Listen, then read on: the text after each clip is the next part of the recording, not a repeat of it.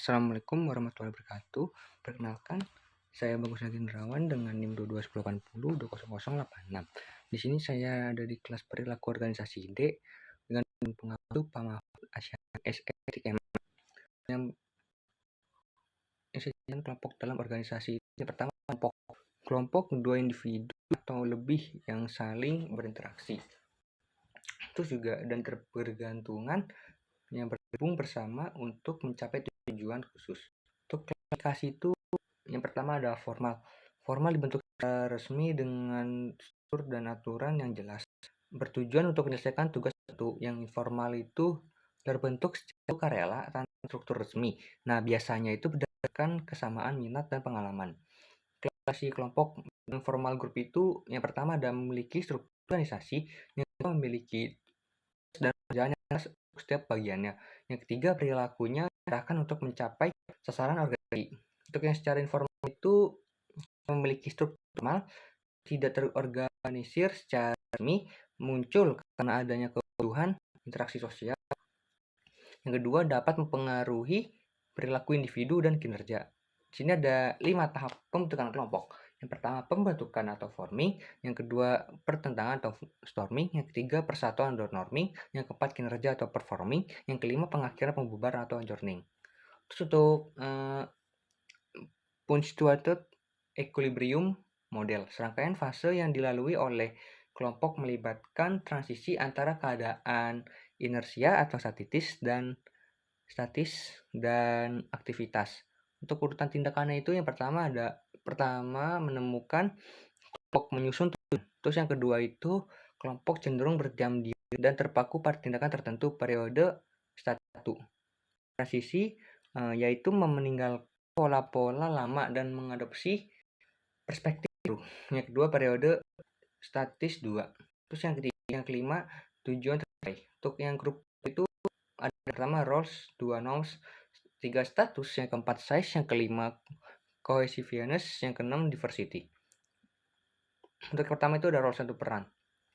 Pola perilaku yang diharapkan dari seseorang yang memegang suatu posisi. Pertama ada persepsi, yang kedua pengharapan, yang ketiga psikological, yang konflik. Selanjutnya ada norma. Norma itu standar perilaku yang bisa diterima di kelompok yang digunakan secara bersama-sama oleh anggota kelompok. Terus yang pertama itu ada norma kinerja, yang kedua ada norma penampilan, yang ketiga ada norma sosial, yang keempat norma alokasi sumber daya. Selanjutnya itu ada status.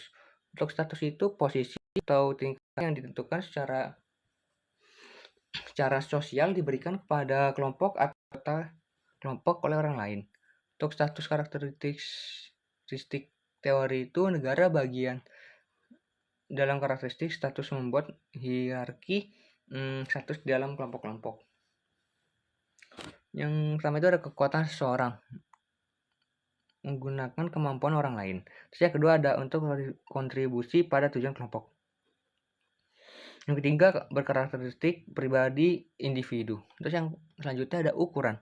Ukuran itu kelompok yang lebih kecil, lebih cepat dalam menyelesaikan tugas daripada kelompok yang lebih besar. Yang kedua itu ada individu. Individu bekerja lebih baik dalam kelompok yang lebih kecil. Terus yang ketiga itu dalam hal pemecah masalah, kelompok besar memiliki nilai yang lebih baik daripada kelompok kecil. Yang keempat itu ada loving sosial. Loving sosial kecenderungan untuk individu untuk menghabiskan lebih sedikit upaya ketika kerja secara kolektif daripada saat bekerja secara kolektif lainnya. Terus yang keempat kohesivitas. Kohesivitas tingkatan di mana anggota kelompok tertarik satu sama lain dan dimotivasi untuk tetap di dalam kelompok. Yang peningkatan kepaduan kelompok. Yang pertama ada membuat kelompok yang lebih kecil, yang kedua mendorong kesepakatan dengan anggota kelompok, yang ketiga meningkatkan waktu bersama anggota kelompok. Yang keempat peningkatan status kelompok dan merasakan kesulitan dalam kelompok. Yang kelima mendorong persaingan dengan kelompok lain. Yang keenam itu memberikan penghargaan kepada kelompok dan bukan kepada pribadi. Yang ketujuh mengisolasi kelompok secara fisik. Terus selanjutnya ada keputusan kelompok.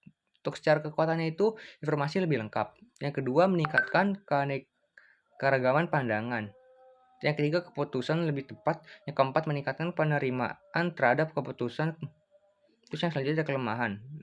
Yang pertama itu lebih lambat, yang kedua meningkatkan tekanan untuk menyesuaikan diri, yang ketiga dominasi oleh satu atau beberapa anggota. 4. Tanggung jawab menjadi tidak pasti. Terus di teknik pengambilan keputusan itu yang pertama interaksi kelompok. Terus juga anggota-anggota kelompok itu saling berinteraksi satu sama lain. Untuk yang kedua itu brainstorming, yaitu proses lebih lanjut yang secara khusus membahas semua alternatif sambil menahan semua kritik terhadap alternatif tersebut. Yang ketiga, teknik nominal kelompok. Metode pengambilan keputusan ini kelompok di mana individu saling bertatap muka untuk mengumpulkan gagasan mereka secara sistematik namun tetap independen.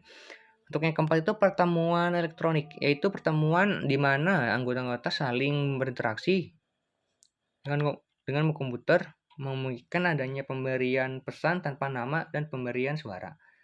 Nah, itu yang saya jelaskan tentang kelompok dalam organisasi. Kurang lebihnya mohon maaf. Wassalamualaikum warahmatullahi wabarakatuh. Terima kasih.